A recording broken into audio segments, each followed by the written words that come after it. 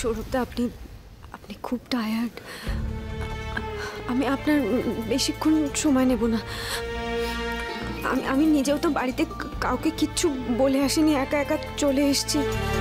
বাড়িতেও সবাই হয়তো আমাকে নিয়ে চিন্তা করতো যদি না ওরা দিদিভাইকে নিয়ে ব্যস্ত হয়ে পড়তো।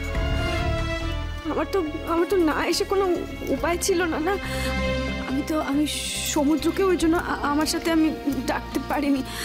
আমি আসলে আর এক মুহূর্ত দেরি করতে চাইছিলাম। সৌরভদা, বলছি মানে আপনার কাছ থেকে যদি আমি এইটুকু ভরসা পাই যে আমি যদি দিদিভাইকে বোঝাতে পারি, মানে দিদিভাই যদি রাজি হয়, তাহলে আপনি আবার দিদিভাইকে ফিরিয়ে নেবেন তো?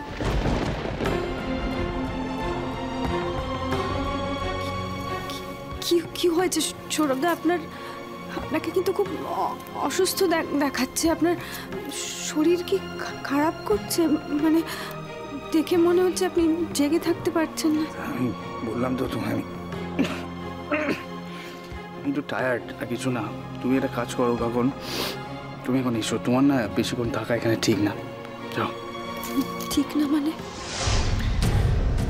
মানে এই ধরো আমি যদি ঘুমিয়ে পড়ি এখন, তুমি কার সাথে গল্প করবে? বাড়ি যাও, যাও যাও যাও যাও যাও, বাড়ি যাও। সৌরভদা, আমার কিন্তু আপনাকে দেখে, আপনি একটু জল খাবেন? আমি আমি আমি দিচ্ছি, এক্ষুনি দিচ্ছি।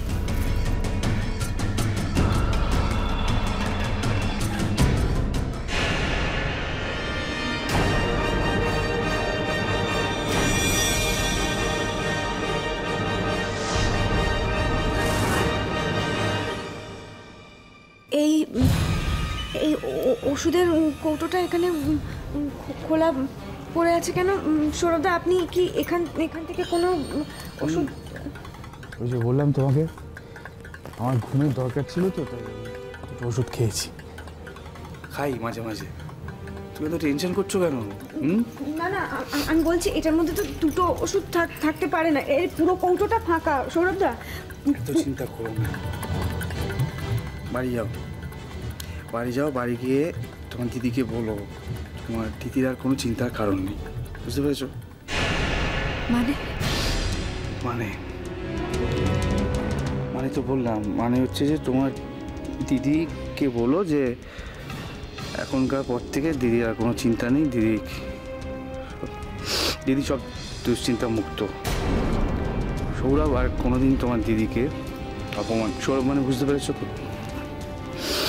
সৌরভ আর তোমার দিদিকে কখনো কোনো অপমান করবে না।